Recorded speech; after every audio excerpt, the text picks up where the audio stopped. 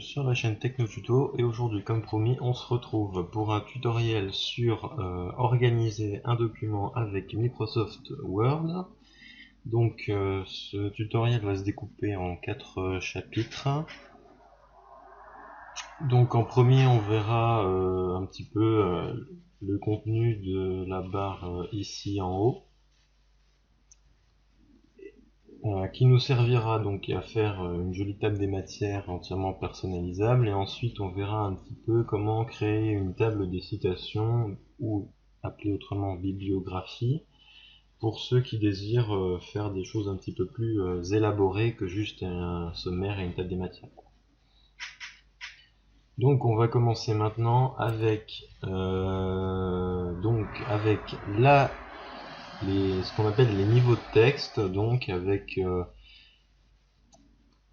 la barre qui est en haut. Donc c'est tout à fait personnalisable aussi, hein. Il suffit après d'enregistrer la sélection en tant que nouveau style, donc on verra après. Donc ça tout le monde connaît par défaut, il suffit de taper, donc je ne sais pas, voilà, ça c'est l'option par défaut quand on est dans Word. On est sur le niveau de texte principal, donc le style normal. Ce style n'apparaît pas dans une table des matières puisque c'est en fait le corps du texte principal. Ensuite, si on veut par exemple ajouter le titre d'un livre, d'un document, etc., on a l'outil titre, donc ici. Donc il suffit simplement de sélectionner un paragraphe ou placer son curseur sur une zone libre. Si on a déjà écrit notre titre, par exemple je vais déjà écrire le titre. Tutoriel organiser un tuto avec Word.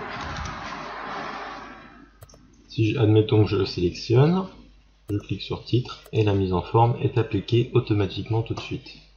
Ensuite, admettons que j'aime pas du tout le bleu. On peut, alors, soit vous allez dans modifier les styles avec les couleurs, voilà, ici, et après vous pouvez sélectionner par exemple, voilà, je veux prendre cette couleur là, ce thème de couleur en fait. Et vous voyez que tous les styles ont été modifiés, donc il n'y a plus de bleu, ça me va. Après, si vous voulez modifier, par exemple, j'aime pas avoir la bordure en bas. Et ben vous allez dans titre, modifier, et là vous pouvez régler. Donc je veux pas d'espace après, enfin là je l'augmente, donc c'est pas trop ce que je veux faire. Donc voilà, vous voyez que ici espace après, vous pouvez regarder en revenant un petit peu, l'espace après augmente, enfin diminue, et là il va augmenter. Donc là je le mets comme ça. L'interligne, je voudrais que ça soit grand, donc je le mets là, ou petit, ou intermédiaire, voilà.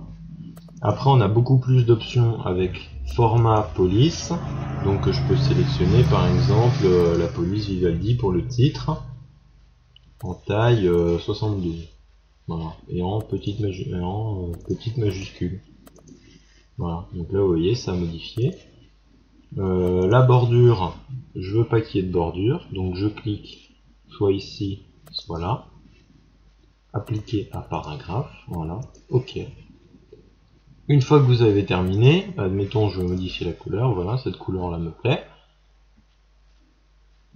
Je veux valider, je clique sur ok et c'est bon. Donc là on a notre titre qui est en format titre. Après, admettons, donc là je vais faire un petit peu mon plan, donc admettons que le grand 1, ça soit, alors grand 1, hein, vous pouvez mettre comme ça, grand 1, les niveaux de texte, voilà, donc j'inscris mon texte, et puis je veux mettre un titre de premier niveau, donc je clique, je sélectionne mon texte, et vous voyez j'ai cliqué sur titre 1, voilà.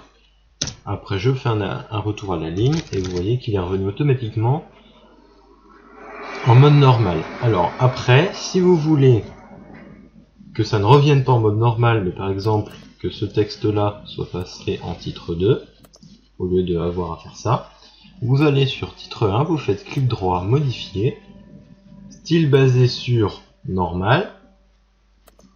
Donc ça sera la police du document qui veut que ça soit en Cambria par exemple. Et style du paragraphe suivant, vous pouvez mettre titre 2. Voilà. Et donc après, si je remets, donc là, hop, voilà, ça va remettre. Après, je remets un autre titre, par exemple, grand 2, créer la table des matières. Ça sera le titre 1. Je veux insérer, je veux aller à la ligne, mettre mon sous-titre.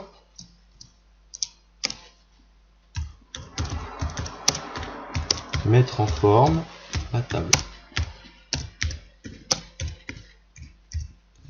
Vous voyez que je n'ai eu aucune action à faire, c'est passé automatiquement en titre 2. Pareil, si le titre 2, je veux que après ça soit un titre 3, là je fais titre 3 ici, je valide, et on a un titre 3. Et après, on est en paragraphe normal. Voilà. Donc, pour cette première partie, vous avez vu, c'est très simple, il suffit d'utiliser la barre ici en haut. Après, je peux vous montrer encore un petit truc. Après, il y a jeu de style, hein, donc par exemple, voilà, il y a des jeux qui sont prédéfinis par défaut, et donc vous voyez qu'à chaque fois ça modifie. Vous pouvez mettre, alors le style n'a aucune importance, sachez simplement qu'après, vous pourrez mettre, par exemple, si après le titre 1, attendez, si après le titre, je veux faire apparaître un sous-titre, je vais dans mon modifier, je sélectionne sous-titre, voilà, ok, validé, et là, j'entre mon sous-titre, et vous voyez que ça correspond au sous-titre. Après, si vous voulez modifier les polices, par exemple, hein, donc là, je mets en thème aspect, thème de police, Verdana. Ensuite, c'est bien joli tout ça, mais on veut donc créer la table des matières, puisque les titres ont pour but de créer la table des matières de votre document. Donc pour cela, on va dans Références, table des matières, et après on va sélectionner une table automatique, 1 ou 2, suivant ce qu'on veut mettre, contenu ou table des matières, mais bon, ça je vous rassure, c'est personnalisable. Par exemple, je vais prendre la table automatique numéro 1, je vais mettre par exemple table, voilà, vous voyez que ça se modifie très simplement, et vous allez avoir vos niveaux qui vont apparaître ici, avec les numéros de page. Alors cette table est entièrement personnalisable, je vais vous montrer un petit peu comment on fait. Tout d'abord, si vous voulez mettre, admettons que là on rajoute un titre 2 par exemple, voilà. A posteriori vous rajoutez un titre 2 parce que vous pensez que vous avez oublié une partie. On va plutôt mettre à jour la table. Et avec un titre 3, voilà. Ici, votre table n'est pas mise à jour, donc ce que vous pouvez faire, c'est mettre à jour la table, et là, mettre à jour toute la table. Et vous voyez que le titre 3 est apparu. Alors, titre 1, titre 2, titre 3, titre 4, etc., c'est le niveau, en fait. Par exemple, ça, c'est un titre 1. Ça, c'est un titre 2. Titre 1, titre 2, titre 3, titre 1, titre 2. Après, la table, vous pouvez personnaliser, donc mettre à jour les champs, etc. Ici, vous remarquez en haut, il faut que je me remette dessus, donc quand c'est en gris, c'est le contenu de la table, hein. Tout ce qui est en blanc, c'est personnalisable sans aucune incidence. Par exemple, si vous voyez, si je fais ça, bon, ça va modifier, mais après, voilà. Donc je remets dans la table et vous voyez que ça réapparaît, donc ça n'a pas d'intérêt. Vous voyez ici qu'en haut, dans la barre de mesure, vous avez une tabulation. La tabulation, c'est ce qui va correspondre, donc là elle est alignée à droite, vous voyez, alignée à droite, et les points de suite, donc si je mets aucun par exemple, hop, ça va enlever les points de suite. Si je veux que tous les points de suite soient enlevés, je sélectionne toute la table, je sélectionne la tabulation, je mets aucun à droite. Vous voyez, tous les points de suite sont enlevés.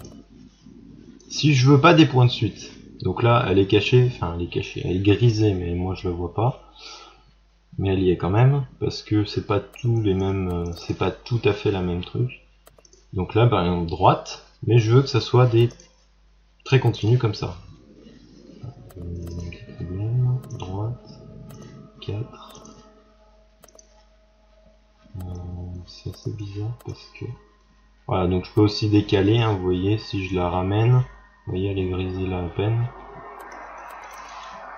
Si je la ramène là, les points de suite, ah, ça ne marche plus, c'est bizarre. Les points de suite en trait, voilà. C'est assez bizarre que ça fasse pas, mais...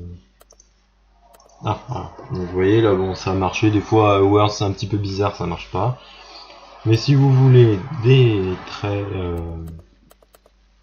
différents, bah vous faites ça. Sauf que là, je l'ai pas remis au bon endroit, donc ça marche pas. Vous voyez l'un par un. Vous voyez, là, j'en ai rajouté une sans faire exprès. 15, 25 à droite, les 3.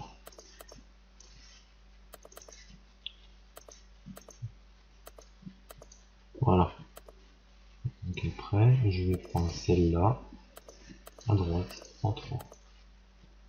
Voilà, donc ça c'est un petit peu la modification de la table des matières. Si ici je mets table des matières, vous rajoutez à la main. Après, il y a, vous pouvez changer, hein. Hop, il suffit juste d'aller sur cette petite icône là, etc. Après, vous pouvez modifier les champs. Non, c'est pas ça.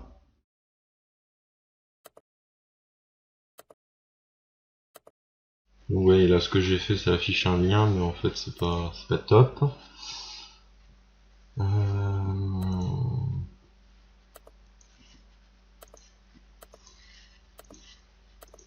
J'essaye un peu parce que ça, c'est assez bizarre parce qu'avant ça existait, non, ça n'existe plus.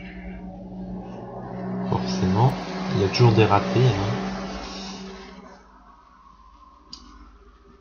Ou alors...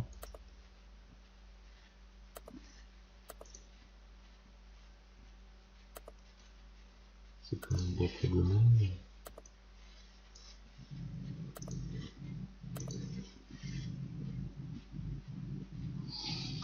Bref, avant je sais qu'on pouvait afficher, enfin il me semble qu'on peut encore, mais vous voyez, je vais essayer de rajouter un titre 4 là par exemple.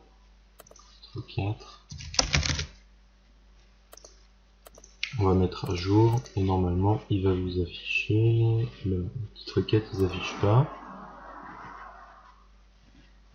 Vous pouvez choisir, hein, c'est vraiment personnalisable à souhait.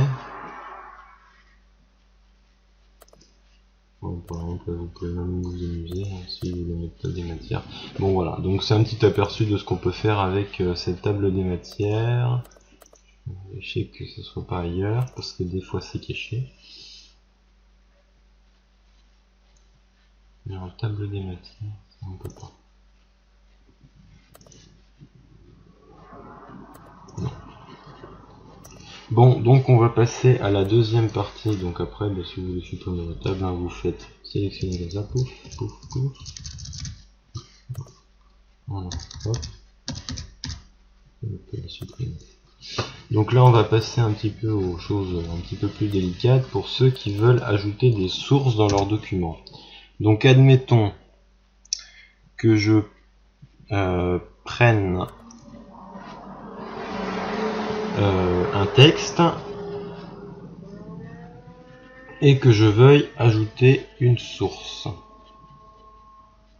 Forcément, ça va pas fonctionner.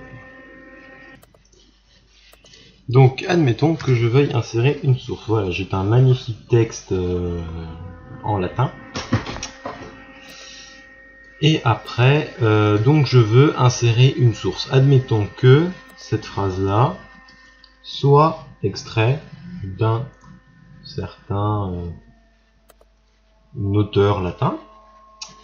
Je fais insérer une citation, ajouter une nouvelle source. C'est un ouvrage de Cicéron. Le titre est Lorem Ipsum. L'année en moins 89. Ville à Rome. Maison d'édition latin. C'est évidemment conseillé de mettre ce qui est fait du français. Il est bien évidemment conseillé de ne pas mettre ces sources-là, puisque d'abord c'est totalement faux, et en plus vous devez citer précisément votre source. Si vous faites afficher tous les champs bibliographiques, vous allez avoir beaucoup plus de détails. Alors vous pouvez rentrer l'éditeur, le volume, le nombre de volumes, le traducteur, le titre abrégé, un numéro ISBN ou ISSN, le nombre de pages, enfin les pages où se trouve la référence, l'édition et un commentaire sur cette source. Donc le pays, la région, donc pays, Italie par exemple, admettons que je veuille mettre un petit peu plus, et éditeur, Delphine, voilà, on me propose ça, pourquoi pas. Alors c'est la maison d'édition Delphine qui a réalisé cet ouvrage. Donc là, j'ai une source, j'aurais pas dû effacer cette phrase. CTRL-X. Donc cette phrase était une source citée de Cicéron, la citation était conservée. Je peux modifier la citation, ajouter une page, donc c'était page 89, mettons. Voilà, Cicéron en moins 89, page 89. Ensuite, bon après je peux mettre plusieurs sources, hein, donc par exemple cette phrase-là est elle aussi issue de cette source. Et puis celle-là aussi. Voilà, donc j'ai 3 sources qui sont... Bon, c'est pas justifié donc c'est normal. Voilà, après admettons que je veuille insérer ma bibliographie, donc c'est-à-dire la table de... donc après il suffit, hein, vous voyez, de faire ça à chaque fois.